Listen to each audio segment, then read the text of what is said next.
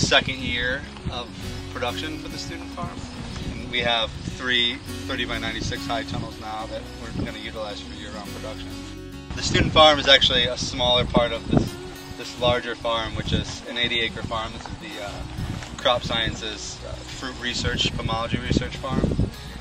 I'm the only full-time employee of the farm. I have 3 seasonal interns that work with me. All of the produce from the farm goes to the dining hall services, catering, and pretty much all their catering in the dining halls or special events that they have on campus. Last year we brought approximately 20,000 pounds of produce into the dining hall units, which we grossed about $30,000 to $35,000 from that. We're hoping to do that and probably a little bit better this year.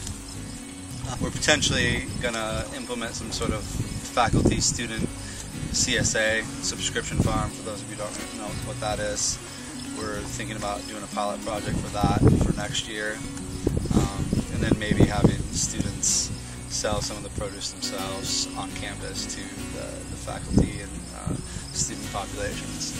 But the majority of our produce is going to the dining halls. And this year, hopefully, they're going to start utilizing some of our fruiting crops, not only fresh, but we're going to try to get them to minimally process some of the stuff and freeze some of the stuff so they have access to some of our produce that they keep in the freezers all winter long. I mean, the idea initially was hoping that the sales of the produce to the dining halls would eventually get us to some sort of break-even or solvent point.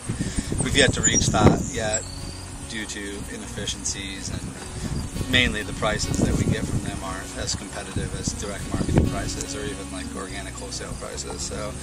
So we might have to, at the end of this year, we might have to go back to the drawing board and reevaluate some things. I mean, most of the other really successful student farms across the country, I mean, are, you know, the oldest one's like 30 years old. So, I mean, you look at their farm compared to us, I mean, it's night and day, but they've had 3 decades to work on theirs. I mean, the most successful model that I've seen within the past 10 years is probably Michigan State University's student organic farm.